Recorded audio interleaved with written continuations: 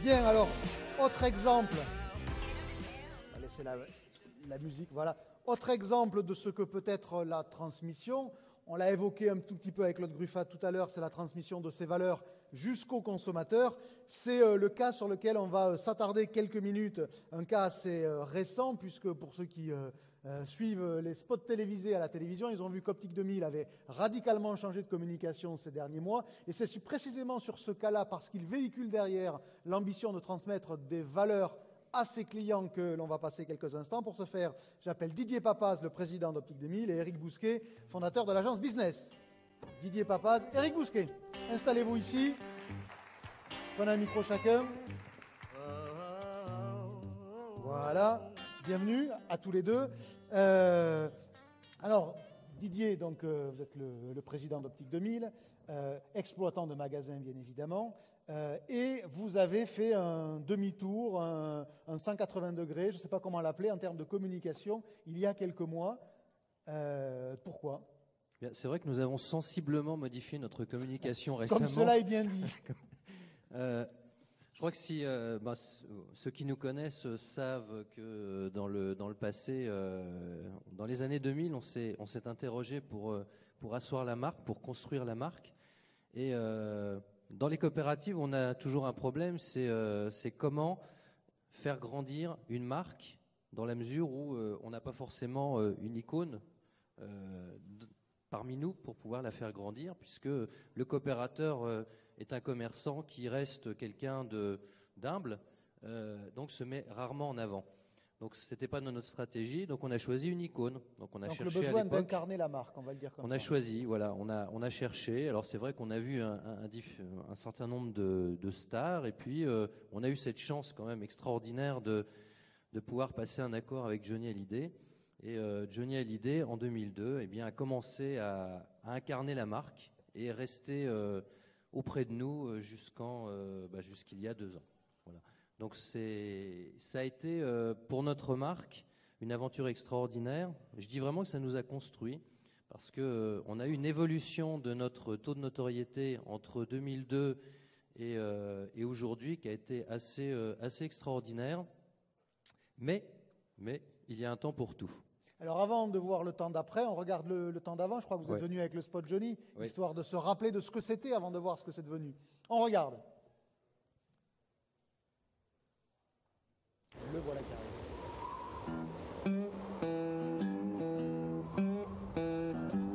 Toute la musique que j'aime, elle vient de là, elle vient du blues. La musique vivra, tant que vivra le blues. Optique 2000, c'est 2 paires pour le prix d'une. La deuxième paire est gratuite, même en progressif solaire. Optique 2000.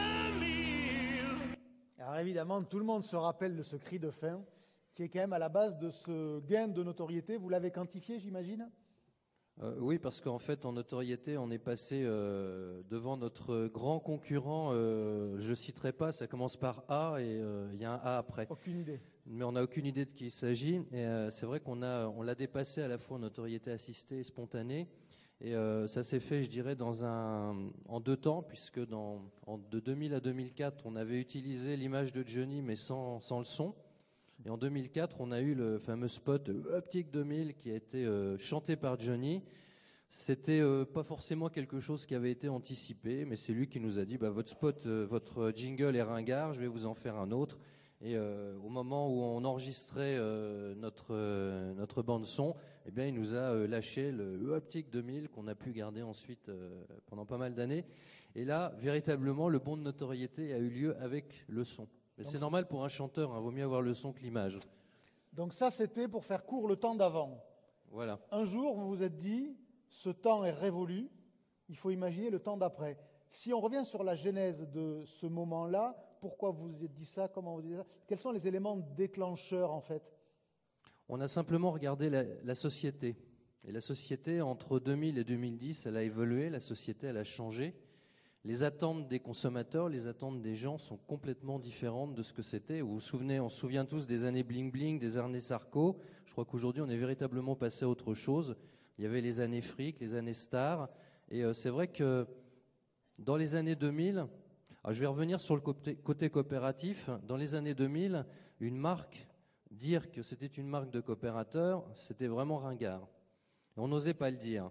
Et C'était le d'ailleurs, sens de la question tout à l'heure pour terminer, c'est revendiquer cette identité. voilà, donc on n'osait pas le dire, et c'est vrai que tous les experts qu'on pouvait rencontrer, nos consultants, etc., nous disaient, oh là là, gommez ça, soyez un réseau moderne. Pour être un réseau moderne, surtout ne parlez pas de vos valeurs, ne parlez pas de ce que vous êtes, soyez des commerçants qui vendent des produits. Donc soyez produits, produits, produits. Et puis, je crois que les attentes aujourd'hui sont extrêmement différentes. Bon, on le mesure, on le sait.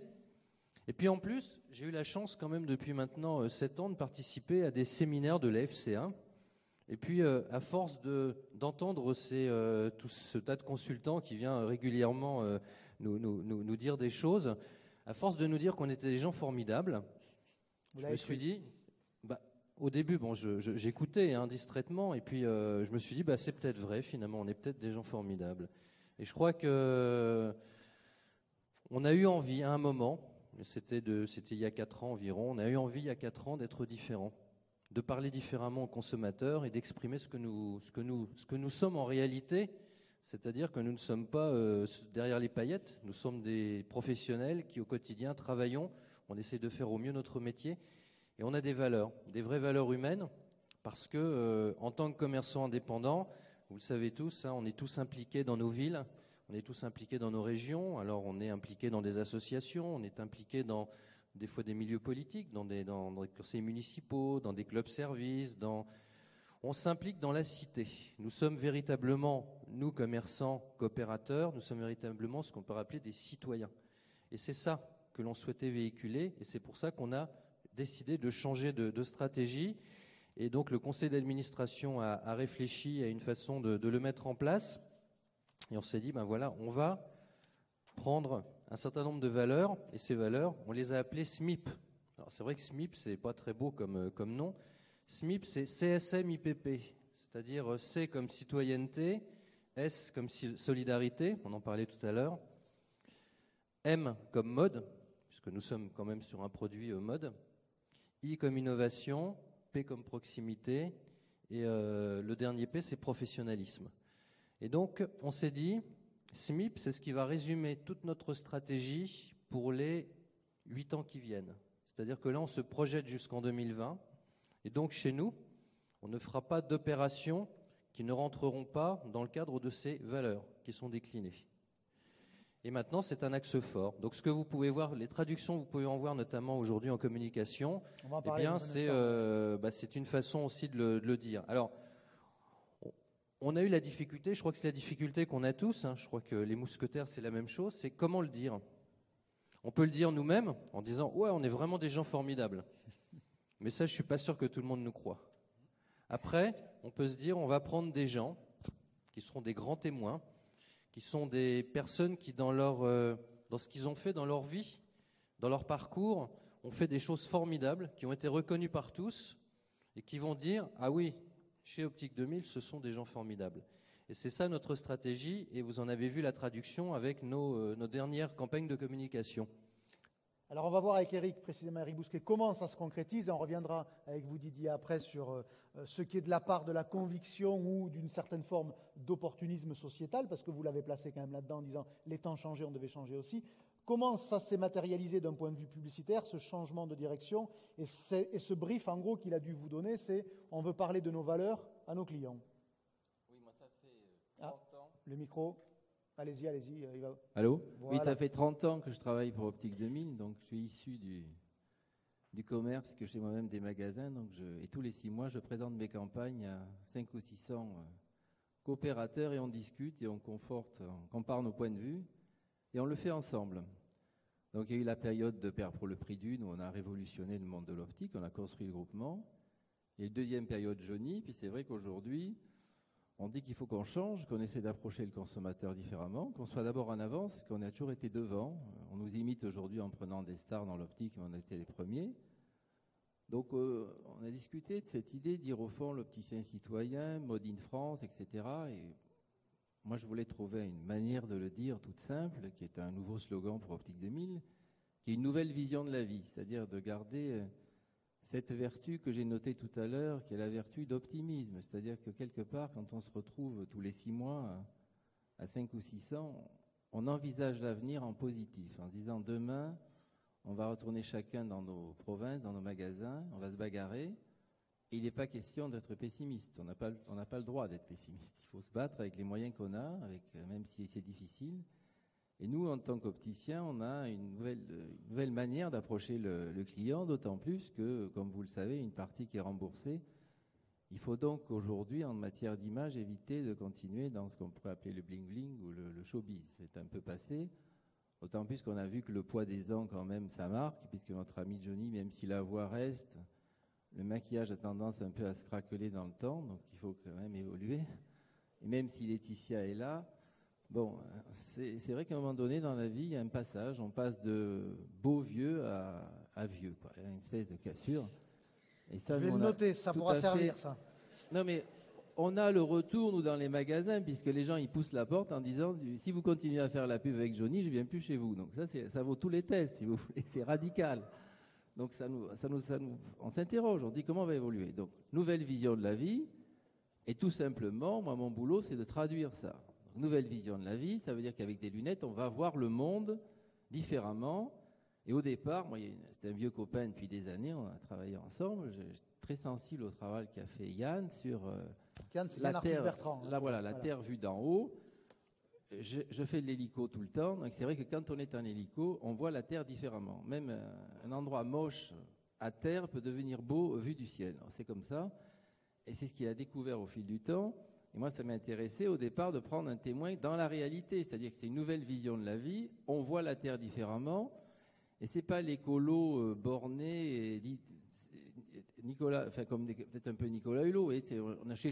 J'avais choisi entre Nicolas Hulot et Yann. J'ai trouvé que Yann était plus finalement dire aux gens regardez la planète, elle est belle, ben, regardez-la avec des lunettes et des verres optiques 2000, vous verrez c'est bien, c'est une nouvelle vision de la vie, d'essayer de porter ses valeurs et puis de faire un film, parce que c'est très difficile de faire de la pub avec ces gens-là, parce qu'ils vous disent oh là là, moi la pub c'est pas possible, je vais vendre mon âme au diable, comment on fait? Alors, heureusement on avait une autre passion commune qui sont les maisons dans les arbres, et que finalement, bon, on a décidé de faire ce petit film où il grimpe dans sa cabane et il délivre le message, une nouvelle vision de la vie. Donc c'est des choses. On va regarder le film peut-être tout de suite et on continue après, parce qu'il y a une phase 2 déjà qui est en route.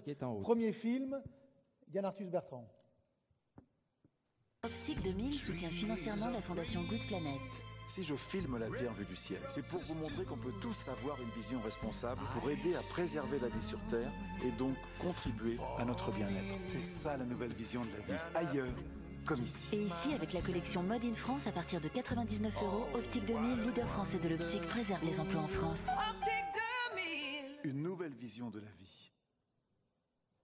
Donc, il ne parle pas de manière explicite d'Optique 2000. Non, mais là, ça, c'est pas possible. Et puis, de toute façon, on est partenaire d'une fondation qui est Good Planet, donc on a un message. Disons qu'on travaille ensemble. Il délivre son message, nous délivrons le nôtre, et on va faire route ensemble. En plus, c'est une expérience, que c'est vrai que on peut pas se servir de lui pour vendre des produits. Donc, il est là pour accompagner, pour essayer de nous aussi d'évoluer, parce que pour moi, comme au départ, quand j'ai fait la deuxième paire, je me suis dit, il faut qu'on vende les lunettes différemment. Là, nouvelle vision de la vie, au départ, dans le groupement, certains disent, attention, on vend plus de lunettes, où on va? Mais c'est une manière d'avancer, parce que la pub dans un groupement coopératif, c'est un moteur. C'est-à-dire qu'on se retrouve, on partage, on avance, on échange des idées, et c'est comme ça que ça se passe. On ne décide pas dans un bureau de faire ça tout seul, on le fait en partageant. J'insiste là-dessus. Parce qu'il y a beaucoup trop d'agences de pub qui se considèrent comme des Deus ex machina, qui font le boulot loin du client. Je ne crois pas à ça. Je crois qu'on est commerçant, nous, quelque part, c'est la même chose. On partage, on avance, et avec Didier, on débat, et on fait des fois peut-être des choses un peu maladroites. Mais en tout cas, on creuse un sillon nouveau. C'est ce qui fait qu'Optique 2000 est devant les autres, c'est qu'on a toujours été un peu essayer d'avancer. Voilà.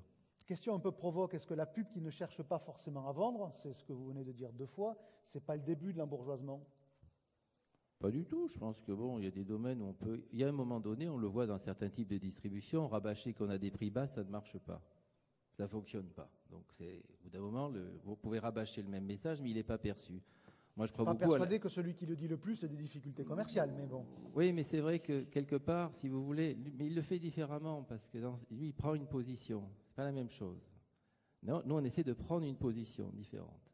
On peut parler du prix. Mais là, nous, on n'est pas dans le schéma de parler du prix, on est dans le schéma de faire évoluer l'image du groupement et de donner aussi à nos opticiens une mission différente, qui est de dire opticien citoyen. Donc, on fait le Téléthon, on va faire Made in France. C'est pas évident de faire Made in France. Quelque part, on peut se dire, on préfère vendre des lunettes fabriquées en Chine, elles sont moins chères, elles se vendent plus facilement. Il faut donc convaincre le réseau de faire cette démarche, d'accepter de vendre des lunettes un peu plus chères, d'argumenter pour les vendre. C'est tout un travail. Deuxième phase de cette communication, puisque la phase Yann Arthus Bertrand est terminée, la nouvelle phase s'est ouverte avec Maud Fontenoy.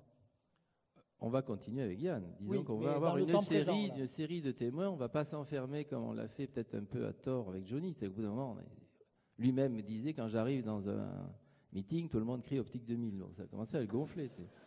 Disant, le meilleur tube que tu as fait depuis 5 ans, c'est Optique 2010. Ça commence à me... Et encore, il a été fait par hasard, hein, visiblement. Didier disait tout à l'heure. Oui, parce qu'il trouvait que ce que j'avais fait, c'était de la merde. Donc comme ça, au moins, il a rectifié. Ça m'a évité de le faire. Et donc, derrière, on s'est dit, bon, deuxième témoin, un homme, il nous faut une femme, quelqu'un qui a un certain charisme. On a fait une étude, hein, puis là, on vérifie les notoriétés, la proximité avec les gens. Et c'est vrai qu'à ce moment-là, Maud est apparue dans le viseur. Elle défend les océans, c'est une fille toute pleine d'énergie. C'est une nouvelle, c'est différent de Yann. C'est une race plus jeune, ils sont beaucoup plus orientés sur les RP, beaucoup plus sur le coût. Et on l'a convaincu de travailler aussi avec sa fondation. On est allé la tourner à très loin, à Hawaï, avec des baleines. Donc, elle nage au milieu des baleines, on a eu peur, mais c'est vrai que c'est assez étonnant de voir qu'elle se défonçait pour le film. Elle est allée nager auprès d'une baleine, donc c'est pas un truc bidon, quelque part. C'est ce qui est intéressant, c'est que c'est une vraie expérience. On regarde précisément donc ce second film qui est actuellement en diffusion, Optique 2000, Maud Fontenoy.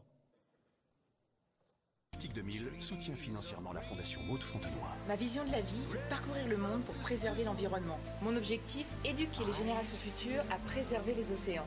L'avenir de l'humanité en dépend. Cette volonté de préserver ce qui est vital, je la partage avec Optique 2000, qui protège vos yeux avec la même sincérité. Optique 2000, leader français de l'optique, propose les solaires polarisants à partir de 59 €. Une nouvelle vision de la vie. Lorsque vous disiez qu'elle était plus RP, c'est parce qu'elle parle des produits. Ce qui est le cas dans ce film. Et puis elle a passé ce cap, c'est-à-dire que les anciens, ils sont toujours un peu réticents par rapport à la pub. Enfin, ils ont des problèmes d'identité par moment. Les plus jeunes n'ont pas ce genre de problème. Ils accèdent à toutes ces choses-là de manière beaucoup plus naturelle. On revient avec vous, Didier, pour terminer. Quelle est la part de conviction qu'il y a dans ce revirement de stratégie qui vise à passer des années Johnny à des années valeurs et de les transmettre, puisque c'est le thème de la matinée, et c'est ce que vous faites, jusqu'au consommateur? Alors, tout d'abord, il a fallu convaincre le réseau, et jamais je n'ai eu une mission aussi facile. Parce que convaincre le réseau de faire ce qu'ils aiment bien faire, ce qu'ils ont envie de faire, c'est pas compliqué du tout. On leur a parlé des produits Made in France parce que c'est important aussi de soutenir l'industrie. Simplement en parlant, on a déjà augmenté la part de produits Made in France avant même qu'on fasse nos produits MDD. On était passé de 17 à 20%. Le simple fait de faire du bruit autour. Simplement le fait qu'on se dise, bon, on y va maintenant les gars, donc allez-y. Donc il y a eu un effet naturel. Bon, après on a fait nos produits MDD, maintenant on est passé à 25% de notre business en produits Made in France.